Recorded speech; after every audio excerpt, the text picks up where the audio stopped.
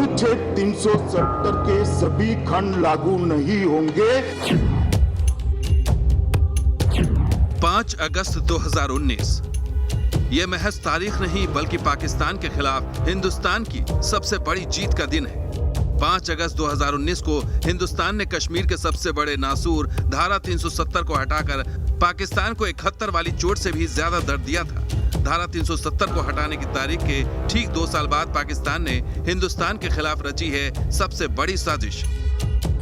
इस साजिश में बम बारूद और दहशतगर्द शामिल नहीं हैं, बल्कि इस बार पाकिस्तान दुनिया भर में फैले अपने हमदर्दों और सोशल मीडिया को बनाया है हिंदुस्तान के खिलाफ नफरत फैलाने का औजार। एक टूल किट के जरिए पाकिस्तान बुन रहा है भारत के खिलाफ इंटरनेशनल साजिश। आखिर इस साजिश के तार किन किन देशों में फैले हैं, कौन है पाकिस्तान की कश्मीर टूल किट वाली इंटरनेशनल साजिश के किरदार। नफरत के इस प्रोपेगेंडा का पुर्जा पुर्जा बेनकाब करेगा न्यूज नेशन। पाकिस्तान की इंटरनेशनल टूल किट वाली साजिश के खिलाफ न्यूज नेशन करेगा सर्जिकल स्ट्राइक। हिंदुस्तान के ताज कश्मीर को लेकर पाकिस्तान की सबसे बड़ी साजिश आज होगी बेनकाब। कश्मीर के नाम पर भारत को बदनाम करने का नापाक मंसूबा न्यूज नेशन की सर्जिकल स्ट्राइक में होगा डिकोड। टूल किट को हथियार बनाकर नियाजी खान किस तरह रच रहा है हेट कैंपेन की साजिश, इस पर न्यूज नेशन करेगा टीवी इतिहास का सबसे बड़ा खुलासा। पाकिस्तान में जिन्ना के वारिसों ने कठपुतली खान और उसके आका बाजवा के साथ मिलकर कश्मीर के लिए खौफनाक साजिश का टूल किट तैयार किया है। हिंदुस्तान को घेरने की तैयारी की है, लेकिन इस बार साजिश का सेंटर सिर्फ इस्लामाबाद में नहीं है बल्कि दुनिया के कई देशों में है। इन देशों में बैठे पाकिस्तान परस्तों की क्या है हिंदुस्तान के खिलाफ प्लानिंग। खैरात में मिले करोड़ों डॉलर पाकिस्तान किस तरह कश्मीर टूल किट वाली साजिश में कर रहा है खर्च।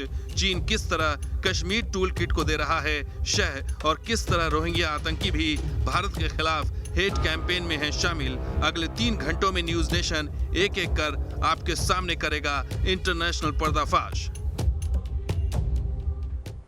तो दोस्तों, आज हम करने वाले हैं पाकिस्तान की इंटरनेशनल साजिश का खुलासा। वो पाकिस्तान जो पूरी तरह एक असफल देश बन चुका है, वो पाकिस्तान जिसके पास खाने के लिए दाने नहीं है, लेकिन भारत की मुखालफत के लिए वो अरबों करोड़ों डॉलर खर्च करने के लिए तैयार है। पाकिस्तान उस वक्त से बुरी तरह से बौखलाया हुआ है जब 2 साल पहले भारत ने 5 अगस्त 2019 को कश्मीर से धारा 370 का पूरी तरह से खात्मा कर दिया। तब से लेकर आज तक पाकिस्तान अंतर्राष्ट्रीय मंचों पर कई तरह के नैरेटिव और कई तरह के विमर्श बनाने की तैयारी करता रहा, लेकिन हर बार उसने मुंह की खाई। यहां तक कि सऊदी अरब के क्राउन प्रिंस ने कुछ ज्यादा बोलने पर 2019 के अंदर उनसे प्लेन भी वापस ले लिया।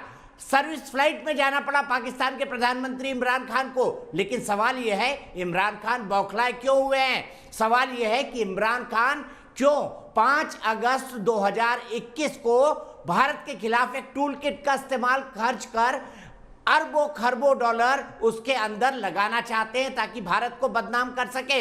भारत के 150 करोड़ लोग कभी ये नहीं होने देंगे। लेकिन आइए सबसे पहले देखते हैं क्या कुछ हुआ 5 अगस्त 2019 को और कैसे मोदी सरकार ने खात्मा किया धारा 370 का।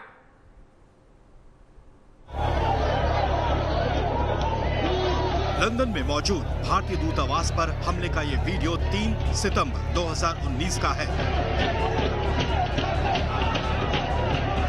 पाकिस्तान परस्त प्रदर्शनकारियों ने लंदन में इंडियन एम्बेसी पर हमला कर दिया था, पत्थरबाजी की थी, कीचड़ और अंडे फेंके थे। इस दौरान भारतीय उच्चायोग की इमारत को भी नुकसान पहुंचाया था। 3 सितंबर 2019 को लंदन में भारतीय दूतावास पर हुआ हमला महज ट्रेलर था। अब एक बार फिर पाकिस्तान कुछ ऐसे ही हिमाकत की साजिश रच रहा है कश्मीर टूल किट के जरिए। लेकिन इस बार साजिश का दायरा बहुत बड़ा है। पाकिस्तान लाखों डॉलर खर्च कर 20 से ज्यादा देशों में हिंदुस्तान के खिलाफ प्रदर्शन करने की प्लानिंग कर रहा है। 5 अगस्त को दुनिया के अलग अलग देशों में भारत के खिलाफ प्रदर्शन के लिए वक्त तक मुकर्रर कर दिया गया है। अमेरिका के वॉशिंगटन डीसी में भारतीय दूतावास के बाहर पाकिस्तान परस्त 5 अगस्त को प्रदर्शन की साजिश रच रहे हैं। वहीं नॉर्वे की संसद के बाहर भी पाकिस्तानी हमदर्द प्रदर्शन की प्लानिंग में है। 5 अगस्त का जो पूरा मास्टरमाइंड है, ये strategic communication division Pakistan foreign office, उसने ये सारा तैयार किया है। और इसको मॉनिटर कौन कर रहा है? जी बिल्कुल दुरुस्त है, पाकिस्तान का वजीर आजम इमरान खान। इस हेट कैंपेन में सोशल मीडिया के जरिए हिंदुस्तान के खिलाफ नफरत फैलाने वालों को मोटी रकम मुहैया कराई जा रही है। इसमें दुनिया भर में फैले पाकिस्तान परस्त एनजीओ शामिल हैं। इसके अलावा कई पाकिस्तानी हमदर्द डिप्लोमेट्स और सांसद भी कश्मीर टूलकिट की साजिश के किरदार हैं। कश्मीर टूलकिट की प्लानिंग में वो हुड़दंगे भी शामिल हैं जो हर मुद्दे पर हिंदुस्तान का विरोध करना चाहते हैं। पाकिस्तान कश्मीर के मुद्दे को इंटरनेशनल लेवल पर उठाकर भारत की छवि को दागदार बनाने की साजिश रच रहा है, लेकिन वो हर बार की तरह नाकाम होगा, क्योंकि कश्मीर सिर्फ और सिर्फ भारत का हिस्सा है। Team news nation. तो पाकिस्तान ने बड़े नैरेटिव बनाने की कोशिश की। पाकिस्तान ने सबसे पहले कहा कि खून खराबा हो जाएगा अगर धारा 370 हटाई गई। कुछ भी नहीं हुआ कश्मीर के अंदर, बल्कि कश्मीर के लोगों ने खुले दिल से इसका स्वागत किया। पाकिस्तान ने फिर कहा कि वहां पर सेना का दखल बढ़ जाएगा, लेकिन सेना वहां पर कम होती चली गई और पब्लिक और मिलिट्री और पैरामिलिट्री पार्टनरशिप वहां पर बढ़ती हुई दिखाई दी। पाकिस्तान ने फिर नई बात कही, उन्होंने कहा कि डेमोग्राफी चेंज करने की कोशिश होगी, वहां हिंदुओं को बसाया जाएगा। ऐसा कुछ नहीं हुआ। पाकिस्तान ने कहा कि ये कश्मीरी जनता के साथ अन्याय है, लेकिन कश्मीरी जनता भी खुद पाकिस्तान के साथ नहीं खड़ी है, उनके 2-3 चेले चपाटों को छोड़कर।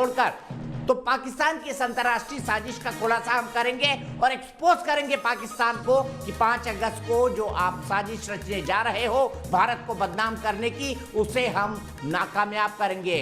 हम बता देंगे कि ये जो कुछ चल रहा है सोशल मीडिया पर या चलाने की कोशिश की जा रही है, ये सिर्फ और सिर्फ पाकिस्तान का प्रोपेगेंडा है। जिसके घर में खाने को नहीं है वो भारत के बदनाम करने के लिए, भारत के खिलाफ षड्यंत्र रचने के लिए अपने लोगों के मुंह से, पेट से निवाला छीनकर उन अरबों करोड़ों डॉलर को खर्च कर रहा है इस तरह के निगेटिव प्रोपेगेंडा के अंदर, जो बिल्कुल झूठ है, जो बिल्कुल गलत है, जो सत्य की बुनियाद पर नहीं है। इसी पर बात करने के लिए मेरे साथ जुड़ गए हैं रिटायर्ड मेजर जनरल के सिन्हा साहब, जिन्होंने करगिल की लड़ाई लड़ी थी। मेरे साथ रूट्स इन कश्मीर के सुशील पंडित साहब जुड़ गए हैं। अब्दुल समद याकूब साहब पाकिस्तान से मेरे साथ जुड़ गए हैं। मेरे साथ अजीम भट्ट साहब जुड़ गए हैं, वो भी पाकिस्तान से मेरे साथ जुड़ गए हैं। याकूब साहब, साबित क्या करना चाहते हैं आप? पाकिस्तान ने देख लिया कश्मीर में तो शांति ही शांति है, आपके घर में लोगों के पास खाने के पैसे नहीं हैं, लोग भूखे मर रहे हैं और आप करोड़ों डॉलर खर्च कर रहे हैं भारत के खिलाफ प्रोपेगेंडा फैलाने में, वो भी झूठा प्रोपेगेंडा।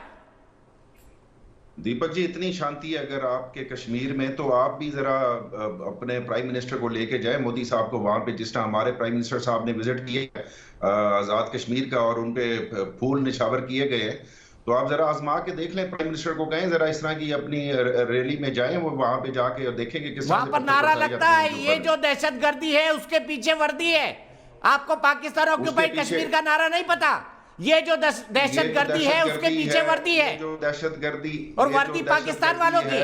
मैं आपको तस्वीरें दिखाऊंगा कैसे पाकिस्तान वालों ने, कैसे पाकिस्तान की सेना ने मारा पाकिस्तान ऑक्युपाइड कश्मीर के लोगों को। मैं दिखाऊंगा वो तस्वीरें आपको।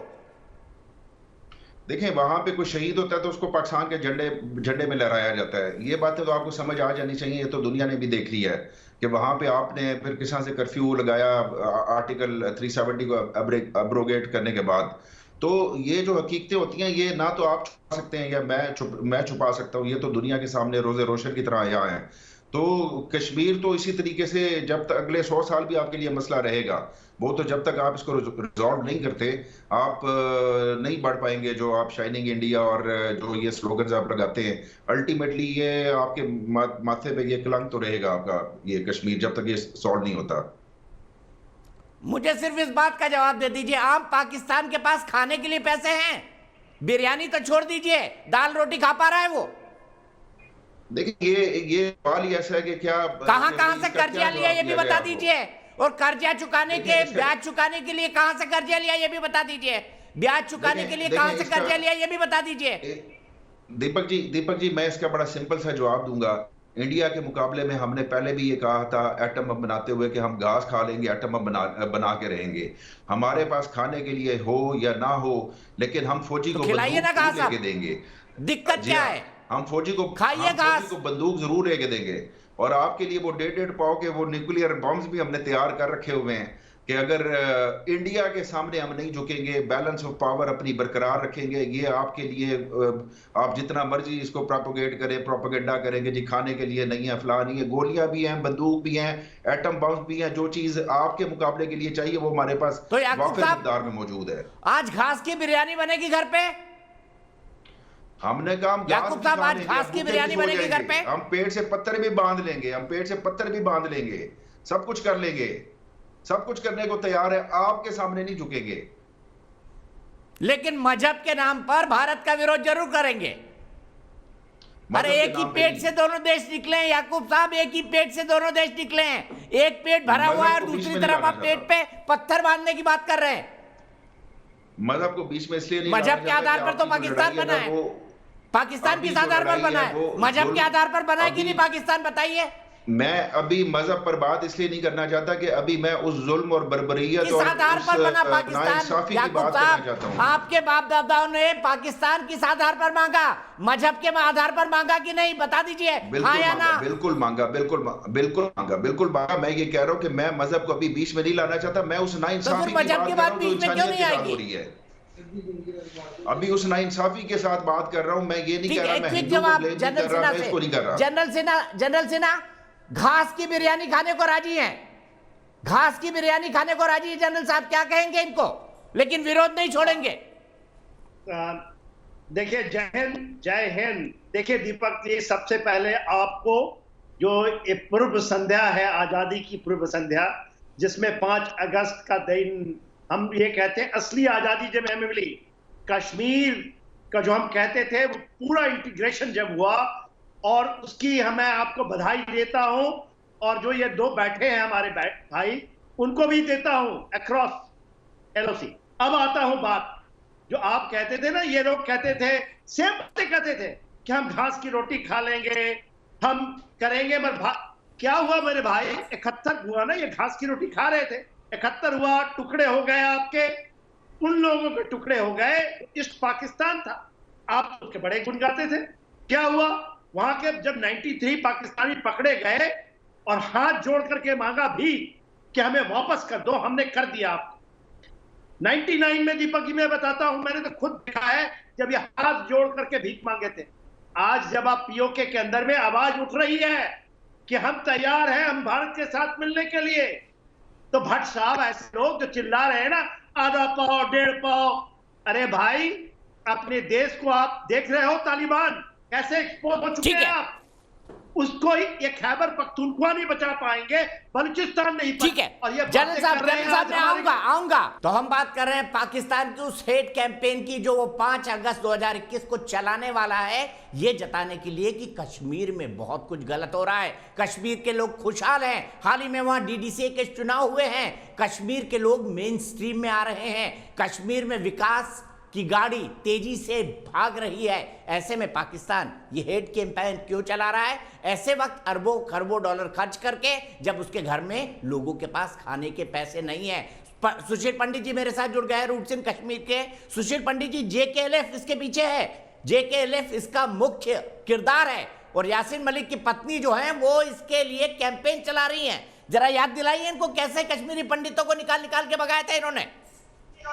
जी, इन्होंने 30 साल पहले इसी JKLF को अपना मोहरा बनाकर कश्मीर में नस्लकुशी की थी, हिंदुओं का जातीय संहार किया था, और लाखों मेरे समुदाय के निरपराध, निर्दोष, निहत्थे लोगों को मारकर कश्मीर घाटी से खाली कराया था।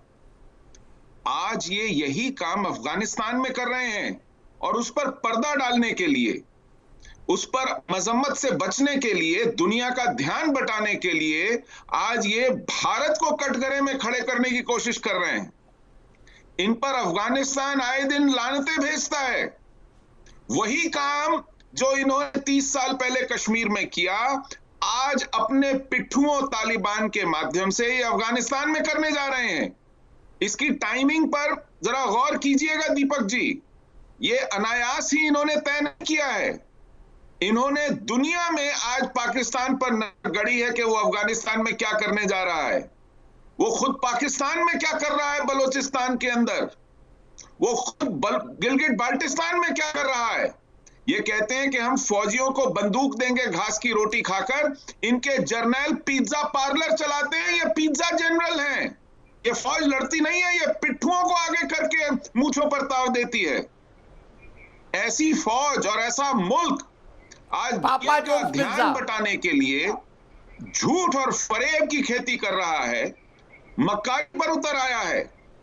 कुल मिलाकर इस पूरी कहानी का लब्बो-लुआब यही है। ठीक है, मैं एक ब्रेक के लिए रुक रहा हूं सुशील भाई, बहुत वक्त है हमारे पास, बहुत वक्त है हमारे पास डिस्कस करने के लिए, लेकिन मैं याकूब साहब को बताना चाहूंगा। याकूब साहब, कैसी चल रही है पापा जोन पिज्जा बाजवा साहब की? अच्छी चल रही है? आपको भी भिजवा देंगे, पिज्जा के साथ डबल चीज दे रहे कि नहीं दे रहे वो? हमको भी भिजवा देंगे। देखिए फौज के जनरल पिज्जा बेच रहे हैं, गजब देश है आपका। ब्रेक के लिए रुकता हूं, ब्रेक के बाद फिर बात करेंगे।